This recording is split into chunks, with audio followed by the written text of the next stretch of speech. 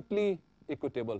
انصاف لازماً کرنا, یہ اسٹینڈرڈ ہو تو لوگ جج ود جسٹس کا ماحول پائیں گے. اللہ تعالیٰ ہماری زندگیوں میں وہ ماحول ہمارے سامنے لائے. بہت شکریہ. Thank you so much doctor صاحب. آج کے موضوع کے حوالے سے ڈاکٹر صاحب کا لیکچر خواتین و حضرات مکمل ہوا. بریک پہ جانے سے پہلے ایک دفعہ پھر آپ کو بتاتا چلوں کہ اگر آپ بھی اس پروگرام میں پارٹیسپیٹ کرنا چاہتے ہیں تھرو یور لیٹرز تو you can always do that. آپ ہمیں ای میل کریں. ای میل آپ ہمیں liq@atv.com.pk پہ کر سکتے ہیں. بہت ساری ای میل آئی ہے, ان کے جوابات بھی دینا ہم نے شروع کر دیے ہیں. اس کے علاوہ اگر آپ خط کے ذریعے پارٹیسپیٹ کرنا چاہتے ہیں تو پلاٹ نمبر 36 سیکٹر H9 یہ ہمارا ایڈریس ہے. اوپر پروگرام کا نام ضرور لکھیے گا. آج کے حاضرین کے کویسچن پہ جانے سے پہلے خواتین و حضرات ایک بریک لیتے ہیں اور بریک کے بعد آپ سے ملاقات ہوتی ہے.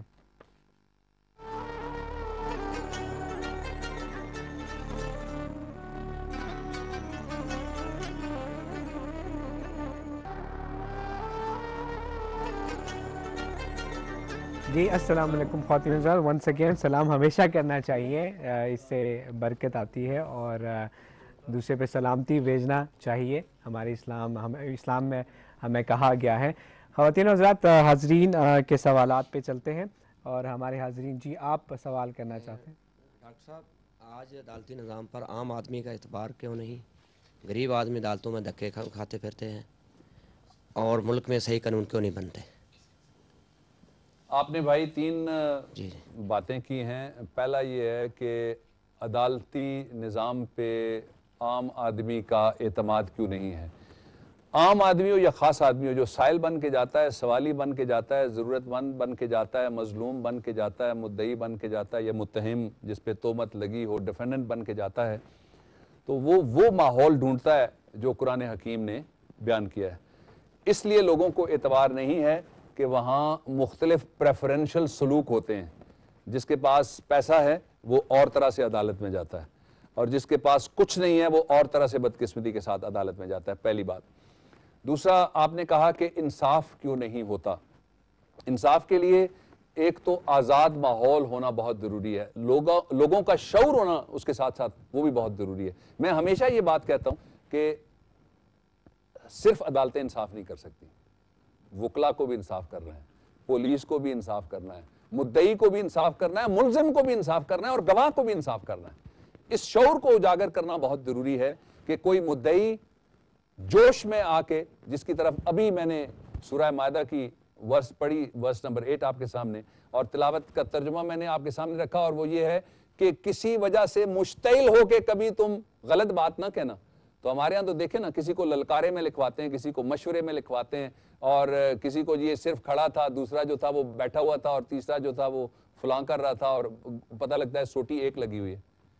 اس شعور کو اجاگر کرنے کی ضرورت ہے کہ جب ہم انصاف کی بات کرتے ہیں تو انصاف کی صرف ایک آدمی کو ضرورت نہیں ہے, دونوں کو ضرورت ہے. جس کے ساتھ مقدمہ ہوتا ہے اس کو بھی انصاف چاہیے, اور جس کے خلاف مقدمہ ہوتا ہے اس کو بھی انصاف چاہیے, ملزم کو بھی انصاف چاہیے. اس کا ایک اور پہلو یہ ہے کہ اگر میرا بس چلے تو میں 3-4 چیزوں کو بنیادی سطح سے لوگوں کو پڑھانا شروع کر دوں. مثلا جان بچانے, لائف سیونگ تک جتنی میڈیسن سیکھی جا سکتی ہے میں شروع کی کلاسوں میں پڑھانا شروع کروں, تاکہ بچہ بھی اگر کسی بچے کو تکلیف ہو تو اس کی جان بچانے میں مدد کر سکے. اسی طرح سے میں لوگوں کو ہیومن رائٹس پڑھاؤں, اور میں لوگوں کو بتاؤں کہ آپ کے حقوق کیا ہیں اور یہ پڑوسی کے حقوق کیا ہیں, کہاں آپ دونوں کو رکنا ہے, اور کس جگہ آ کے سرکار آپ کے خلاف کچھ کر سکتی ہے, اور کہاں کے بعد سرکار آپ کے خلاف کچھ نہیں کر سکتی. اور تیسرا جو بہت زیادہ ضرورت ہے, ہمیں انوائرمنٹ پہ لوگوں کو ایجوکیٹ کرنے کی ضرورت ہے. یہ تو ایک میری خواہشیں ہو گئی, اور یہ تو قوم کی خواہشیں ہوگی, اللہ کرے یہ کبھی پوری ہوں. لیکن میں یہ کہتا ہوں کہ انصاف کے لیے پورے معاشرے کو اپنا اپنا علیحدہ علیحدہ کردار ادا کرنا چاہیے. یہ دوسری بات ہے کہ بنیادی کردار ججوں کا ہے. یہ لیکچر کے حوالے سے دوسرے سوال کی جانب بڑھتے ہیں. آپ پوچھنا چاہ رہے ہیں ڈاکٹر صاحب یہ فرمائیں کہ کیا آج کے جج حضرات اپنی ذمہ داریوں سے آگاہ ہیں؟ اگر جواب ہاں میں ہے تو پھر انصاف کے ایوانوں میں ناانصافی کون کرتا ہے؟ آپ نے تو بہت ایک ویب لگا دیا, کیچ ڈال دیا سوال میں, لیکن بہت اچھی بات کی آپ نے, مجھے بڑی خوشی ہوئی, بڑی انسائٹ ہے اس میں. پہلا یہ ہے کہ کیا جج اپنی ذمہ داریوں سے آگاہ ہیں, بہت سارے ہیں اور بہت سارے نہیں ہیں. یہ نہیں فیصلہ کیا جا سکتا زیادہ ہیں یا کم کس طرف ہے, لیکن دونوں طرح کے ججز موجود ہیں. میں آپ کو کچھ باتیں کھول کے آپ کے سامنے رکھتا ہوں, اس پہ آپ ایک ججمنٹ خود, میں ججمنٹ دینے کے حق میں نہیں ہوں, میں دلیل دینے کے حق میں ہوں. ججمنٹ آپ دے دیجئے گا یا میں دیکھنے والوں پہ ججمنٹ چھوڑ دیتا ہوں. مثلا ایک ایسا جج جو بہت دیانتدار ہو لیکن سفارش سنتا ہو, پیسہ ٹیڑی بھی نہ لیتا ہو, رشوت نہ لیتا ہو, سفارش سنتا ہو, اپنی ذمہ داری سے آگاہ ہے؟ جواب ہے نہیں. ایک ایسا جج جس کے نیچے بیٹھا ہوا اہلکار اس کی نظروں کے سامنے کرپشن کر رہا ہو, وہ اس کو روک نہیں سکتا اور اس کو پتا ہے کہ کیا ہو رہا ہے, وہ اپنی ذمہ داریوں سے آگاہ ہے؟ جواب ہے نہیں. ایک ایسا جج جو, میں ایسے واقعات سے بھی واقف ہوں کہ جہاں کچھ انٹرفیرنس کرنے والے ادارے انٹرفیرنس نہیں کرنا چاہتے, وہاں ججز بیٹھ کے انتظار بھی کر رہے ہوتے ہیں کہ بتائیے ہم کیا کریں. کیا وہ اپنی ذمہ داریوں سے آگاہ ہوتے ہیں؟ نہیں ہے. لیکن میں ایسے ججز سے بھی واقف ہوں, آپ یقین کیجئے ایک جج, میں ان کا نام نہیں لے سکتا, نہ میں ان کی عدالت بتا سکتا ہوں, کہ وہ گھر سے ان کے 8 یا 9 کلو گندم آئی, اور بہت امپورٹنٹ جگہ لگے ہوئے تھے وہ جہاں اربوں روپے کے کیس چل رہے تھے, اور گندم آئی تو انہوں نے ڈرائیور کو نہیں اٹھانے دی, انہوں نے سرکاری گاڑی میں تھیلا خود اٹھایا اور اٹھا کے رکھا. لیکن اس منصب پہ وہ 2.5 ہفتے سے زیادہ نہیں بیٹھ سکے. ان کو ایک بہت بڑے سرکار کی جانب سے وکیل صاحب ملنے کے لیے گئے تو انہوں نے ان کو دروازے سے لوٹا دیا. انہوں نے کہا کہ ملزم کا وکیل اس میں تھا انسیڈنٹلی, اس نے کہا اس کو بھی لے کے آؤ, دونوں مجھ سے مل سکتے ہو, اکیلے میں دونوں میں سے کسی کو بھی نہیں ملوں گا. آگاہ ہیں بھی. یہی سوال یہ پیدا ہوتا ہے کہ اب اس کو کریکٹیو میئرز کیا ہوتے ہیں, کس طرح سے ہم اس کو صورتحال کو ٹھیک کرتے ہیں, کس طرح سے ہم آپ اس جو خرابی ہو گئی ہے اس کو واپس لاتے ہیں. اس کے لیے پورے معاشرے کو جاگنا پڑے گا.